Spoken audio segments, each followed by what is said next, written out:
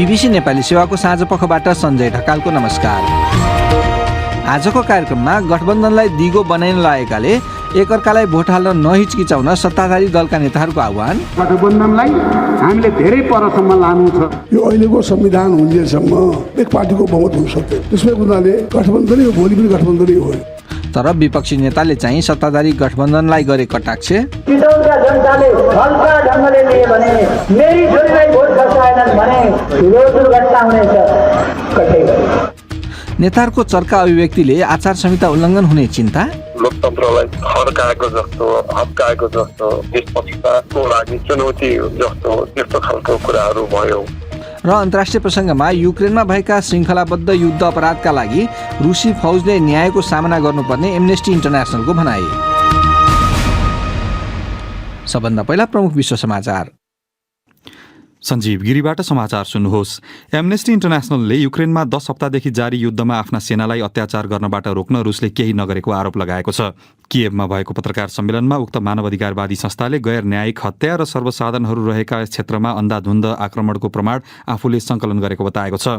एमनेस्टीकी महासचिवले रुसी राष्ट्रपति Vladimir पुटिनले February महिनामा आक्रमण गर्न निर्देशन दिए ता त्यस्तो प्रवृत्ति ठूलो मात्रामा देखिएको बताइन्। उनले उल्लङ्घनका त्यस्ता गतिविधि गर्न निर्देशन दिइए नदिइएको स्पष्ट नभएको तर कोही पनि दण्डित भएको सङ्केत भने नदेखिएको बताइन्। रुसले आफ्नो सेनाले दुर्व्यवहार गरेको आरोप अस्वीकार गर्दै आएको छ।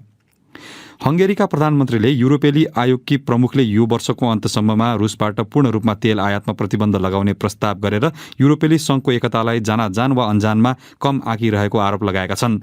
भिक्टर ओर्बानले उक्त प्रस्तावले सीमा नागेको उल्लेख गर्दै त्यसले आफ्नो देशको अर्थतन्त्रमा व्यापक नकारात्मक प्रभाव पार्ने हुँदा प्रस्तावको अहिलेकै प्रारूप विरुद्ध हङ्गेरीले भिटो अर्थात् विशेषाधिकार प्रयोग गर्ने बताए। उनले भने यो प्रस्तावले युरोपेली राष्ट्रहरू बीचको भिन्नतालाई ध्यानमा राखेको छैन। कुनै देशसँग समुद्र र बन्दरगाह छ भने उसले पानी जहाजबाट विश्वको जुनसुकै स्थानबाट तेल आयात गर्न सक्छ। तर समुद्रसँग नजोडिएका हङ्गेरी जस्ता राष्ट्रहरू पनि छन् जहाँ तेल पाइपलाइनबाट मात्रै आपूर्ति गर्न सकिन्छ। हाम्रो तेल पाइपको दुई छेउ रुस र हङ्गेरीमा छ। यो तथ्य हो, हङ्गेरीका प्रधानमन्त्रीको भनाई।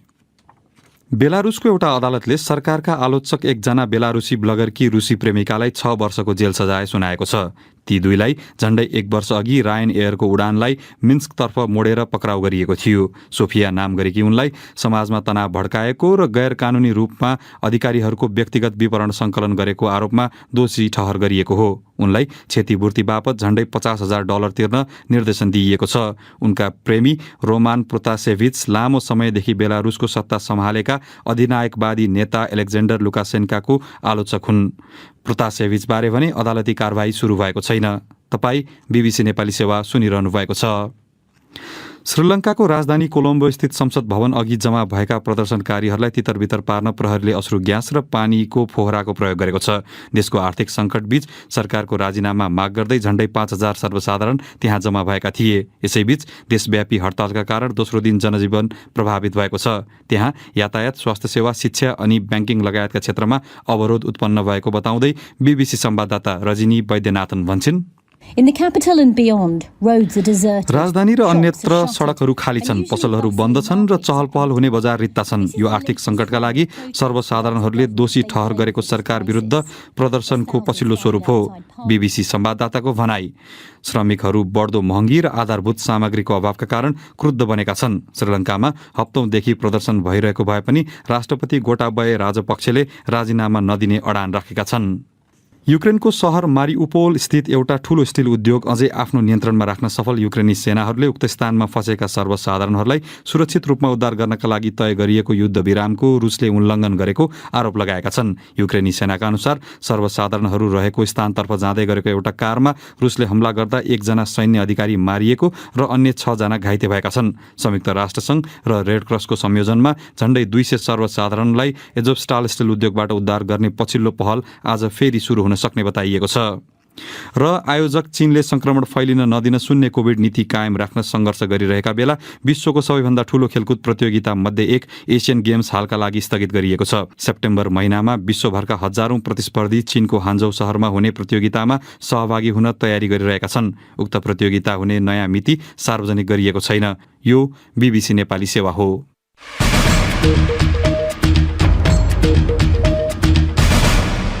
साँझ पखमा यहाँलाई स्वागत छ। नेकपा एमालेका अध्यक्ष केपी ओलीले चुनाव पश्चात गठबन्धन विनाश हुने भनेको भोलिपल्ट सत्ताधारी दलका नेताहरूले गठबन्धनलाई अझै दिगो बनाउने बताएका छन्। बिहिबार चितवनमा गठबन्धनलाई समर्थन नगरे दुर्घटना हुन सक्ने चेतावनी दिएका प्रचण्डले आज राजधानी काठमाडौँमा भने नरम भाषा प्रयोग गरेका थिए। एक रिपोर्ट। गठबन्धनको सामु भरतपुरमा माओवादीकी रेणु दाहाल अनि काठमाडौँमा नेपाली काङ्ग्रेसकी सिर्जना सिंहलाई जिताउनु एक किसिमले प्रतिष्ठाको विषय बनिरहेको बताइएको बेला आज काठमाडौँमा प्रचण्डले नहिचकिचाइकन एक अर्कालाई सहयोग गर्न आह्वान गरे। शान्तिका निम्ति सँगै रहेका शक्तिहरूले एक अर्कालाई भोट दिन हिचकिचाउन नहुने उनले बताए। शान्तिलाई सम्पूर्ण रूपले सम्पन्न गर्न, विकास र समृद्धिको एउटा नयाँ यात्रा सुरु गर्न रुखवालाले बडो खुसी साथ, गर्व साथ हँसिया हतौडामा छाप लगाउन सक्नै पर्छ। हँसिया हतौडावालाले गर्वको साथ, खुसीको साथ रुखमा छाप हान्न सक्नै पर्दछ। विपक्षी दल नेकपा एमालेका अध्यक्ष ओलीले बिहिबार धनगढीमा बोल्दै नेता कार्यकर्ताले नपत्याएको गठबन्धन चुनावपछि विनाश हुने बताएका थिए। सत्ताधारी दलहरूले स्थानीय चुनावका निम्ति देशैभरि गठबन्धन गर्ने भने पनि कैयन ठाउँमा आफ्नै दलका नेता तथा कार्यकर्ताले अटेर गरेपछि केन्द्रीय नेताहरूले तारन्तार उनीहरूलाई खबरदारी गर्न थालेका छन्। चितवनमा प्रचण्डले यही विषयमा दुर्घटना हुने जस्तो चर्को टिप्पणी भने आज गरेनन्। बरु शान्तिका निम्ति विगतमा सँगै रहेका पार्टीहरूको गठबन्धनलाई दीर्घ बनाउने सोच रहेको उनले बताए। देशभरि पनि तालमेल गर्नको लागि पटक पटक नीतिगत निर्णय गऱ्यौँ, निर्देशन गऱ्यौँ। तपाईँहरूलाई थाहा छ, कहीँ ठाउँ भयो, कहीँ ठाउँ भएन। तर फेरि पनि गठबन्धन एक ढिक्का छ। अहिले पनि कयौँ ठाउँमा हामी आफैले स्वस्थ प्रतिस्पर्धाको निम्ति बाटो खोल्यौँ, तर गठबन्धनलाई हामीले धेरै परसम्म लानु छ। सोही कार्यक्रममा प्रधानमन्त्री शेरबहादुर देउवाले अहिलेको संविधान अनुसार पार्टीहरूबीच गठबन्धन नभई सरकार बनाउन समेत कठिनाइ हुने भन्दै अझै कैयन वर्ष यो निरन्तर हुनुपर्ने बताएका थिए। टिकट हुनुपर्ने काम त्यही छैन। यो अहिलेको संविधान हुन्जेलसम्म कसैले बहुमत ल्याउन सक्दैन, एक पार्टीको बहुमत हुन सक्दैन। त्यसमै उनीहरूले गठबन्धनै हो, भोलि पनि गठबन्धनै हो। त्यसैले गठबन्धनबारे दोमन नगर्न र चितवन अनि काठमाडौँमा एक अर्कालाई सघाउन उनले फेरि आह्वान गरेका थिए। सत्ताधारी गठबन्धनका नेताहरूले राजधानी काठमाडौँको चुनावी सभामा सम्बोधन गरिरहँदा विपक्षी नेकपा एमालेका अध्यक्ष केपी ओलीले रौतहटमा 2वटा छुट्टा छुट्टै चुनावी सभालाई सम्बोधन गरेका थिए। उनले गठबन्धनका नेताहरूले जनतालाई धम्क्याएर भोट मागेको आरोप लगाए। चितवनमा प्रचण्डले गरेको टिप्पणीलाई लिएर उनले कटाक्ष गरेका थिए। चितवनका जनताले हल्का ढङ्गले लिए भने, मेरी छोरीलाई भोट खसाएनन् भने ठुलो दुर्घटना हुनेछ। खुरुक्क मेरा छोरीलाई भोट हाले भने म खुसी हुन्छु। कतै त्यस्ता कुराहरूमा हामी अल्मलिनु पर्ने छैन। एकीकृत समाजवादीका अध्यक्ष माधव कुमार नेपालको गृह जिल्ला रौतहटमा ओलीले आफ्नो सम्बोधनको लामो समय नेता नेपालको आलोचनामा खर्चिएका थिए। प्रसङ्ग निर्वाचन आचार संहिताको। गठबन्धनको निम्ति भोट माग्ने क्रममा चुनावी सभा तथा प्रचारहरूमा वरिष्ठ नेताहरूले दिएका अभिव्यक्ति तथा प्रलोभन अनि एकअर्कालाई होच्याउने कडा टिप्पणी निर्वाचन आचार संहिता विपरीत देखिएकाले ती गतिविधिलाई गम्भीर रूपमा लिइनुपर्ने निर्वाचन आयोगका पूर्व पदाधिकारीहरूले बताएका छन्। निर्वाचन आयोगले चाहिँ आचार संहिता उल्लङ्घनलाई गम्भीरतापूर्वक अनुगमन गरिरहेको जनाएको छ। विष्णु पोखरेलले तयार पारेको रिपोर्ट सुनौ। बिहिबार चितवनमा भएको सत्ताधारी गठबन्धनको एउटा सभामा माओवादी केन्द्रका अध्यक्ष तथा पूर्व प्रधानमन्त्री पुष्पकमल दाहाल प्रचण्डले गठबन्धनलाई भोट नदिए दुर्घटना हुने भनेर दिएको अभिव्यक्तिले आचार संहिता उल्लङ्घन भएको कतिपयको धारणा छ। आयोगका पूर्व पदाधिकारीहरूले कुनै पनि नेताको नाम नलिकन मतदातालाई मनोवैज्ञानिक रूपमा आतंकित पार्ने अभिव्यक्ति आचार संहिता विपरीत हुने बताएका छन्। माओवादी अध्यक्ष दाहालले चितवनमा बिहिबार दिएको अभिव्यक्ति धम्कीपूर्ण भएको भन्दै धेरैले सामाजिक सञ्जालमा पनि उनको भनाइको आलोचना गरेका थिए। भूतपूर्व प्रमुख निर्वाचन आयुक्त नीलकण्ठ उप्रेतीले कुनै नेताको नाम नलिकन त्यस्ता गतिविधिलाई आचार संहिताको गम्भीर उल्लङ्घन भनेका छन्। यो त बुहारीलाई चाहिँ छोरो नपाएसँगै तँलाई चाहिँ घरमा बस्न दिन्न भने जस्तो, लोकतन्त्रलाई थर्काएको जस्तो, हप्काएको जस्तो, अनि निर्वाचन प्रक्रिया र पद्धतिमा हुनुपर्ने स्वच्छताका निष्पक्षताको लागि चाहिँ चुनौती जस्तो त्यस्तो खालको कुराहरू भयो। यसअघि काठमाडौँमा नेकपा एमाले दलका तर्फबाट मेयरका उम्मेद्वार केशव स्थापितले द्वेषपूर्ण अभिव्यक्ति दिएको भन्दै आयोगले स्पष्टीकरण सोधेको थियो। पूर्व कायम मुकायम प्रमुख निर्वाचन आयुक्त दोलखबहादुर गुरुङ आयोगले आचार संहिता लागू गर्दा पूर्ण रूपमा निष्पक्षता अपनाउनु पर्ने बताउँछन्। कसैलाई काखा कसैलाई पाखा, ठुला दललाई चाहिँ लचकता अथवा उनीहरूले गरेको चाहिँ आचार संहिता उल्लङ्घनलाई देखे पनि नदेखेको गर्ने, सुने पनि नसुनेको गर्ने, अनि चाहिँ कारबाही गर्दाखेरि चाहिँ अलिकति हिचकिचाउने अथवा ढिला प्रक्रिया लैजाने यो गर्नुहुन्न। तर सत्ता गठबन्धनको नेतृत्व गरिरहेको दल नेपाली कांग्रेसका वरिष्ठ नेता रामचन्द्र पौडेलले प्रचण्डको अभिव्यक्तिको प्रतिरक्षा गरेका छन्। अहिले कुरा त हो सामान्य रूपमा त्यसलाई चाहिँ दुनियाँ खुला थियो गरे, त्यसलाई अब अलिकति चाहिँ प्रेसमा दबाएर चलाएर आयो। मलाई त त्यस्तो त लागेको थिएन, त्यही सुनेको थिएँ, म त्यही थिएँ। होइन त उचाल्ने त चुनावको बेलामा प्रतिस्पर्धीले उचाल्छन्, त्यो आफ्नै कुरा हो। निर्वाचन आयोगका अधिकारीहरूले चाहिँ आफूहरूले आचार संहिता उल्लङ्घनलाई गम्भीरतापूर्वक लिएर निरन्तर अनुगमन गरिरहेको बताएका छन्। संघ र प्रदेशका मन्त्री र उम्मेद्वार सहित विभिन्न व्यक्तिहरू विरुद्ध करिब 40 वटा उजुरी परेकोमा केहीको टुङ्गो लगाइएको अधिकारीहरूले बताए। हालसम्म सबैजसो ठूला पार्टी सहित 30 भन्दा बढी राजनीतिक दललाई आयोगले स्पष्टीकरण सोधेको जनाएको छ। आचार संहिता उल्लङ्घनका हकमा निर्वाचन कसुर तथा सजाय ऐनले 1 लाख रुपैयाँसम्म जरिवाना र विभिन्न कसुर अनुसारको कारबाही गर्न सक्ने व्यवस्था गरेको आयोगका अधिकारीहरू बताउँछन्। वैशाख 30 गते हुने स्थानीय तह निर्वाचनका लागि गत चैत 25 गतेदेखि आचार संहिता लागू भएको हो। अब अर्को सामग्री। तराई मधेसका सिमानाका जोडिएका जिल्लाहरूमा निर्वाचन प्रचार प्रसारमा भारतीय गाडीको पनि प्रयोग भइरहेको देखिएको छ। निर्वाचन प्रचार प्रसारमा भारतीय गाडीको प्रयोग गर्न नपाइने भनेर निर्वाचन आयोगले पत्राचार गरे पनि निर्वाचन आयोगको निर्देशनलाई बेवास्ता गर्दै प्रचार प्रसारमा प्रयोग भएको देखिएको प्रत्यक्षदर्शीहरूले बताएका छन्। वीरगञ्जबाट माधुरी महतोको रिपोर्ट। निर्वाचन आचार संहिता 2078 को बुँदा 13 को जमा चुनावी प्रचार प्रसारमा विदेशी नम्बर प्लेटको सवारी साधनलाई अनुमति पत्र नदिइने उल्लेख गरिए पनि उम्मेद्वारहरूले त्यसलाई बेवास्ता गर्दै चुनावी प्रचार प्रसारको क्रममा भारतीय नम्बर प्लेटको गाडी प्रयोग गरेको पाइएको पर्साको ग्रामीण भेगका राजीव शाहले बताए। चुनाव प्रसार कार्यक्रममा विशेष गरी भारतीय गाडीहरू प्रयोग गर्दै आइरहेको छ। विशेष गरी अब हाम्रो बोर्डर एरिया भएको कारणले भारतीय गाडी प्रयोग भयो, खुल्लाम रूपमा भारतीय गाडी नम्बरहरू प्रयोग गर्दै आइरहेको छ। निर्वाचन आयोगले लागू गरेको निर्वाचन आचार संहिता विपरीत गर्न नहुने काम बिहानैदेखि बेलुकासम्म लाउड स्पिकरमा समेत कानै फुट्ने गरी चुनावी प्रचार प्रसार गर्नुका साथै विदेशी नम्बर प्लेटका गाडी पनि विभिन्न पदमा उम्मेदवारी दिएका राजनैतिक दलका वा स्वतन्त्र उम्मेद्वारले निर्बाध रूपमा प्रयोग गरिरहेकोले दुर्घटनाको जोखिम पनि बढेको बताउँछन् जनकपुरका रामवरण महतो। ध्वनि प्रदूषण त्यस्तै छ, अब बसिन सक्ने त्यस्तो अवस्था आइसकेको छ। यतातिर एकदमै इन्डियाको गाडी म्याक्सिमम युज भइरहेको छ। भित्र चाहिँ गतवाई एकदमै कुदाइरहेको प्रचार प्रसारकै क्रममा जेन गाडीले एउटा एक्सिडेन्ट पनि गरेको रहेछ। जस्तै जलेश्वर भयो, त्यसपछि तपाईँको जनकपुर भयो। यो क्षेत्रमा एकदम प्रशस्त म्याक्सिमम छ। प्रशासनमा कुनै उल्लेख देख्दिन। निर्वाचन आयोग त्यसपछि यहाँको निकायहरू एकदमै ध्यान दिनु पर्यो। निर्वाचन आयोगले पनि निर्वाचन आचार संहिता उल्लङ्घन गरेका दल वा उम्मेद्वार तथा राजनीतिक दलका प्रमुख नेताहरूलाई समेत सचेत गराइएको तथा कारबाही समेत गर्न निर्देशन दिएको जनाएको छ। निर्वाचन आयोगका सहप्रवक्ता सूर्य प्रसाद अर्याल। आयोगले उठाएको र आएका उजुरीहरू चाहिँ निर्वाचन खर्चका सम्बन्धमा छन्। त्यो भाषणमा होच्याउने, गाली गर्ने, अपमान गर्ने जस्ता कुराहरूसँग सम्बन्धित छन्। नगद प्रयोग गरेर मत मागेको जस्ता उजुरीहरू यावत कुराहरू चाहिँ आएका छन्। 37वटा उजुरीहरूलाई कारबाहीमा राखेका छन् र अरू विभिन्न प्रकृतिका छन् ती चाहिँ अहिले अध्ययनकै क्रममा रहेका छन्। भारतीय गाडीहरू प्रयोग गरेर त्यस्ता खालका चाहिँ उजुरीहरू आयोगमा पायो भने आयोगले चाहिँ स्थानीय प्रशासनलाई भनेर तुरुन्तै कारबाहीको दायरामा ल्याउने र गाडीलाई निर्वाचन भरि चाहिँ जफत गरेर राखिदिन सक्छ। भारतीय गाडी नेपालको गाडी भन्दा सस्तो पर्ने भएकोले नेपालतर्फका राजनीतिक दल वा उम्मेद्वारहरूको रोजाइमा चुनावका बेला भारतीय गाडी नै बढी पर्ने गरेको छ। माधुरी महतो, BBC, वीरगञ्ज। देशभरि थरीथरीका चुनावी गठबन्धन मात्र होइन, एउटै जिल्लाभित्र पनि फरक तालमेल भएका देखिएका छन्। पूर्वी नेपालको झापामा एउटा गाउँपालिकामा राप्रपालाई एक्ल्याइएको छ भने अर्कोमा एमालेलाई एक्ल्याइएको छ। राप्रपा अध्यक्ष राजेन्द्र लिङदेनको क्षेत्र कचनकवल गाउँपालिकामा राप्रपालाई अन्य दलले एक्ल्याए जस्तै नेकपा एमालेका अध्यक्ष केपी शर्मा ओलीको गृहनगर दमकमा अन्य दलले एमालेलाई एक्ल्याएका छन्। झापाबाट उमाकान्त खनालले पठाएको रिपोर्ट सुनौ। खालखालको चुनावी तालमेल देखिरहेको अवस्थामा झापाको दमक नगरपालिकामा कचनकवल गाउँपालिकाको भन्दा ठिक विपरीत चुनावी ध्रुवीकरण देखिएको छ। दमक नगरपालिका एमाले अध्यक्ष केपी शर्मा ओलीको गृहनगर पनि हो। त्यही नगरमा राप्रपा सहितको गठबन्धन बनाएर एमालेलाई एक्ल्याएका हुन्। सत्ता गठबन्धनले राप्रपाका नेता राम थापालाई मेयरको उम्मेद्वार बनाएको छ। 2074 सालको चुनावमा उनी एमालेका रोमनाथ ओलीसँग पराजित भएका थिए। त्यो बेला मेयरका उम्मेद्वार ओलीले 10,806 मत ल्याउँदा थापाले 7,655 मत पाएका थिए। त्यसअघिका चुनाव पनि पटक पटक हारेका थापा यसपटक पनि नगर प्रमुख पदमा उम्मेद्वार बनेका छन्। मेरो त अब वर्षौं पटक हारियो, अब हारेको मान्छेले जितेको छु नि, जहिले पनि दोस्रोको दोस्रो, यही बाटोले पहिलो भयो भइएन नि त। पूर्व प्रधानमन्त्री एमाले त्यसैमा पनि सशक्त होइन, यी सबै कुराले उनी अब त्यसै हुन्, अब डरो पनि त लुलो हुन सक्छन् कि। एमाले भने निवर्तमान उपप्रमुख गीता अधिकारीलाई प्रमुख पदको उम्मेद्वार बनाएको छ।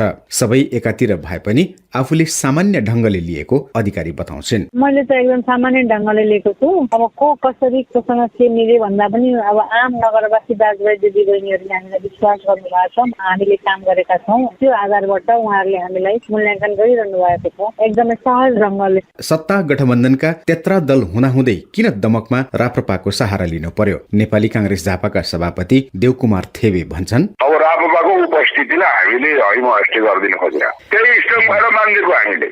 राप्रपाको उपस्थिति दमकमा स्ट्रङ छ, त्यसकारणले गर्दाखेरि राप्रपालाई अगाडि सारे हो। कति 30 वर्ष कति वर्षमा त नदी पनि फर्किन्छ अरे भन्थे नि। यो 30 वर्ष त शासन त्यहाँ नेपाल कम्युनिस्ट पार्टीले नै गरेको, केपीओले नै गरेको। तर एकजना व्यक्ति निर्णायक नभएको एमालेका प्रदेश 1 सचिव चिन्तन पाठकको भनाइ छ। मुख्य कुरा एउटा व्यक्ति निर्णायक होइन र मेयरको रूपमा अगाडि सारिराखेको बिचमा उनीहरूको बिचमा पनि एक खालको अन्तर्विरोधहरू छ। दमक क्षेत्रमा जुन खालको तपाईँ विकास निर्माणका कामहरू गर्यौँ त्यो ढङ्गबाट विजय निकाल्नका लागि लागेका छौँ। खोलो फर्किन्छ या व्यक्ति निर्णायक हुँदैन, त्यो भने मत परिणामले देखाउने नै छ। उमाकान्त खनाल, BBC, झापा।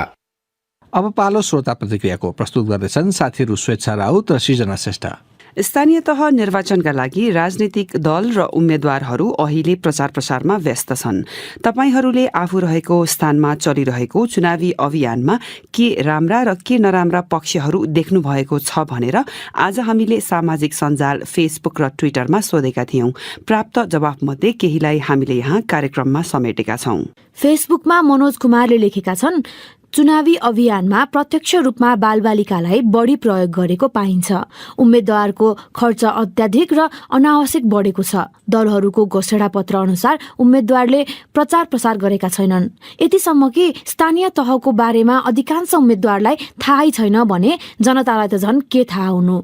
अनावश्यक रूपमा प्रचार र झण्डा झुन्डिएको देखिन्छ, अर्थात् आचार संहिताको बारेमा थाहा नै छैन जस्तो लाग्छ।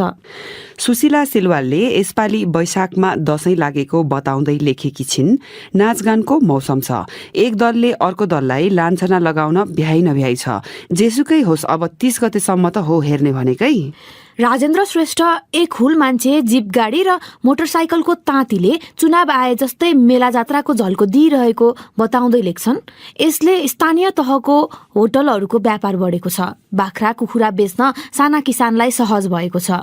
आर्थिक चहल पहल बढेकै छ। तर खर्चिला नेताहरू पछि इमान्दार नहुने, अनियमितता गर्ने, अहिलेको खर्च उठाउन लाग्ने सम्भावना पनि उत्तिकै देखिएको छ।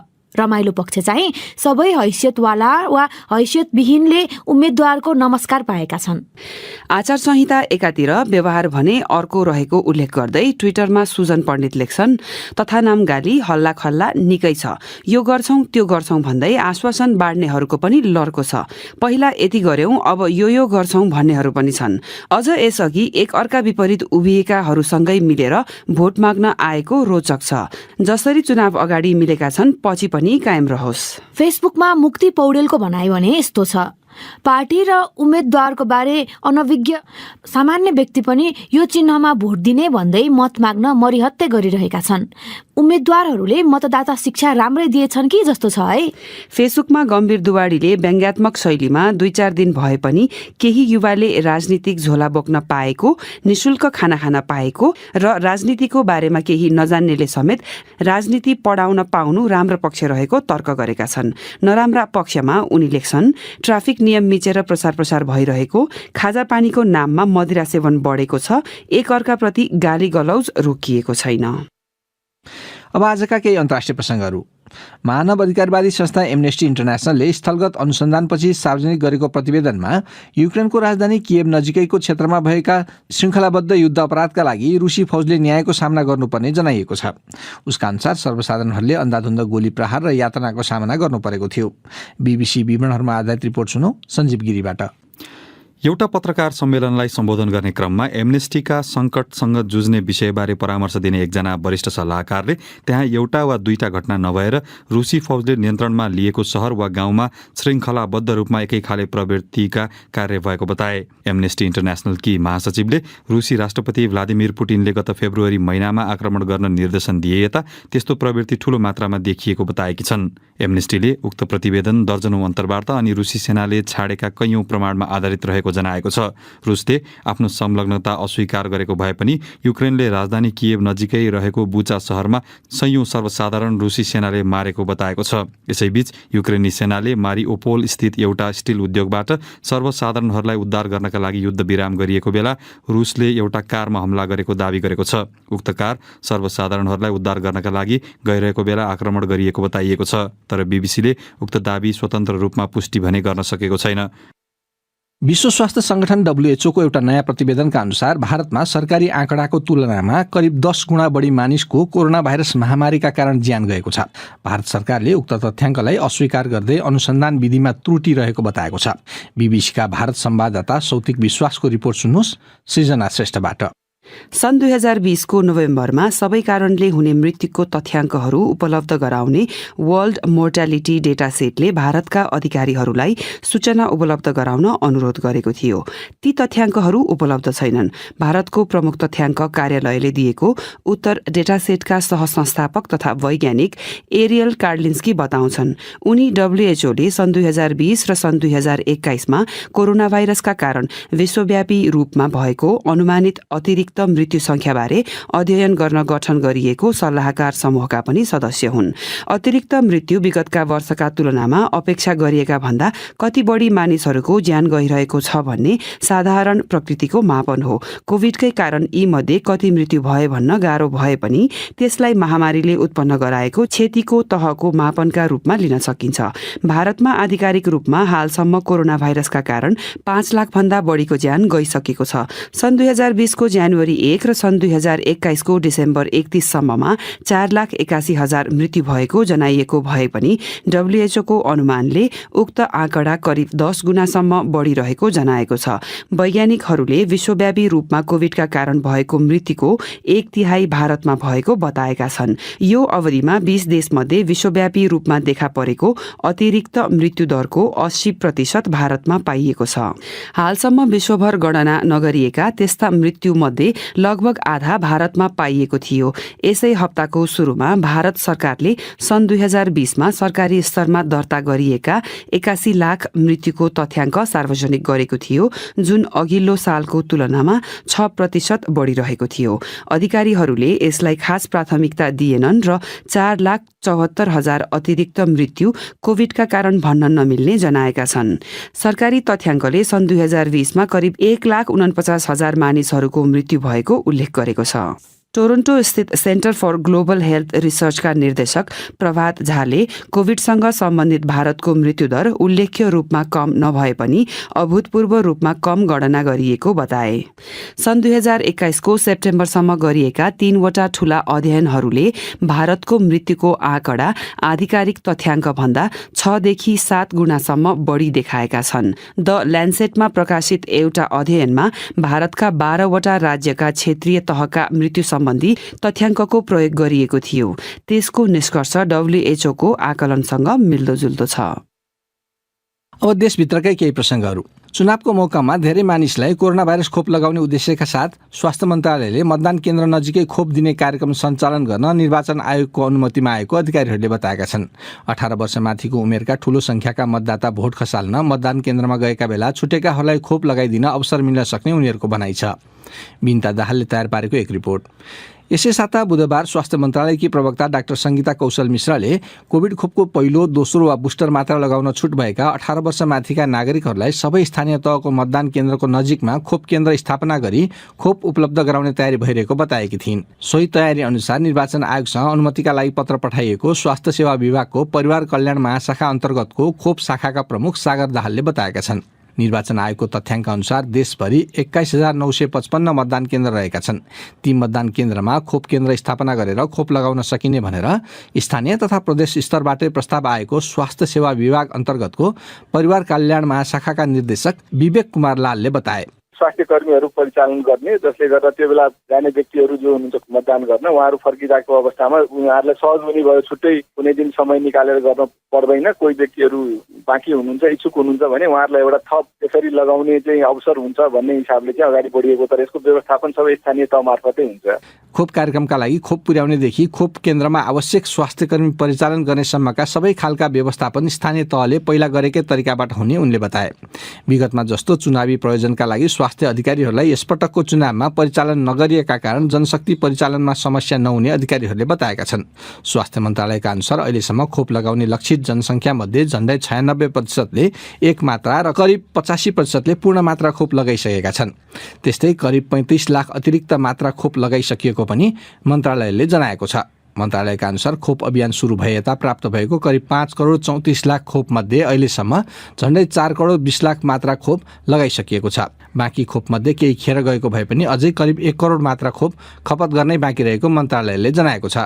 नेपाल आइसकेका खोप प्रयोग गर्नै बाँकी रहेको र अझै खोप आउने क्रममा रहेकाले अहिले खोप खरिदलाई भन्दा खपतलाई प्राथमिकतामा राखिएको मन्त्रालयले जनाएको छ। अन्त्यमा फेरि एउटा निर्वाचन सम्बन्धी प्रसङ्ग। अघिल्लो स्थानीय तहको चुनावमा जितेर एउटा कार्यकाल पूरा गरिसकेका धेरैले अर्को कार्यकालका लागि निरन्तरता खोजिरहेका छन्। उम्मेदवारी दिइसकेका त्यस्ता नेताहरू चुनावी प्रचार प्रसारमा समेत होमिसकेका छन्। आखिर किन उनीहरूले यसअघि पाइसकेको पदमा निरन्तरता खोजेका होलान्? हाम्रा साथी गनी अन्सारीले यो प्रश्न वीरगञ्ज स्थित ठाकुरराम बहुमुखी क्याम्पसका प्राध्यापक हरिराम ठाकुरलाई भेटेर सोधेका थिए। अब 5 वर्ष तपाईले पालो पाउनुभयो। 5 वर्ष कुनै सानो समय होइन, धेरै लामो समय हो। त 5 वर्षमा जनताका बीचमा 5 वटा पनि एउटा पारदर्शी, जनताको मन छुने र जनतालाई भन्न सक्ने, प्रत्यक्ष रूपमा जनतालाई लाभान्वित वा लाभ हुने काम गरिदिएको भए त राम्रो हुन्थ्यो नि। अब उसले त कमाइसक्यो, जति कमाउनु पर्ने कमाइसक्यो नि, पैसा नलिकन कामै गर्दै गर्दैन। कसले ल्यायो? आज शिक्षा क्षेत्र होस्, स्वास्थ्य क्षेत्र होस्, सरसफाइको क्षेत्र होस्, या विकासको क्षेत्र होस्, या सडक यातायात होस्, या विभिन्न उद्यानहरू छन्, यी सबैलाई व्यवस्थित गर्न पाएको भए, कमसेकम 1 सालमा एउटा राम्रो काम गरेको भए यस्तो अवस्था आउने थिएन नि। यो त कमाई खाने भाँडो मात्रै ठानियो राजनीतिलाई। त्यसैले फेरि आउँछु, फेरि त्यही काम गर्छु। त्यसकारण म जनताहरूलाई, आफ्ना दाजुभाइ दिदीबहिनीहरूलाई के अनुरोध गर्न चाहन्छु भने कमसे कम जसले विकास गर्न सक्छन् राजनीतिमा लागेका मान्छेहरूलाई दिनुस् न। यो व्यावसायिक क्षेत्र होइन नि, यो अनुभवलाई ग्राह्यता दिने, 5 वर्ष काम गरेकोलाई अनुभवीलाई ग्राह्यता दिने। अनुभव के? 5 वर्ष सेवा गर्न आउनुभएको, तपाईँले सेवा गर्न सक्नु भएन। यो राजनीति मागी खाने भाँडो होइन, अनि सेवामा लाग्नुस्। उसो भए यो प्रवृत्तिको अन्त्यमा कसको के भूमिका हुन सक्छ? यसमा सचेत नागरिकले भूमिका खेल्नुपर्छ। आज कस्तो दुर्भाग्य छ, पुरै महानगरपालिकामा एउटा उपमेयर महिला हुनुपर्ने, एउटा महिला सशक्तिकरण अन्तर्गत एकजना पनि महिला छैन। एकजना महिला पार्टीबाट विक्षुब्ध भएर बाध्यतावश एकजना एउटी महिलाले तपाईँको यो उपमेयरमा स्वतन्त्रबाट उम्मेदवार दिएकी छिन्। त्यसकारण महिलाहरूको ठाउँ अहिले अटोमेटिक के हो, यस्तो सिस्टम आइदियो गठबन्धन सरकारले गर्दा महिलाहरूको उपस्थिति, महिलाहरूको सहभागिता पनि न्यूनता आएको छ। त्यसकारण हामी सचेत नागरिक, शिक्षित नागरिक, बुद्धि विवेक भएका नागरिकहरूले के गर्नुपर्छ भने आफ्नो मतलाई दुरुपयोग गर्नु हुँदैन। कुन व्यक्तिले यो महानगरलाई एउटा स्वर्णिम नगर, एउटा स्मार्ट सिटी, सबै सफा सुधरा हरियो वन नेपालको धन हामी भन्छौँ। पुरै सहरलाई हरियो कसले बनाउन सक्छन्? सडक यातायातलाई, कुलोलाई, नालालाई कसले सुरक्षित गर्न सक्छन्? स्कुललाई, कलेजलाई, यहाँ विश्वविद्यालयको आवश्यकता छ। ती कुराहरू अहिले फोकसमा हामी आर्थिक राजधानी बनाइदिने, यो बनाइदिने, त्यो बनाइदिने, स्विट्जरल्यान्ड बनाइदिने, यस्ता असम्भव कुराहरू ल्याएर जनतालाई बाँड्नु हुँदैन। यो थोत्रा दलिलहरू दिएर, थोत्रा नाराहरू दिएर असम्भव कुरा ल्याएर हामी यसो गरिदिन्छौँ, उसो गरिदिन्छौँ, त्यसमा हामी जनता पनि लोभी पापी जस्तो फस्नु हुँदैनन्। हामी आफ्नो विवेकले, आफ्नो स्वविवेकलाई प्रयोग गरौँ। उनी थिए वीरगञ्ज स्थित ठाकुरराम बहुमुखी क्याम्पसका राजनीति शास्त्रका प्राध्यापक हरिराम ठाकुर साथी गनी अन्सारीसँग कुरा गर्दै।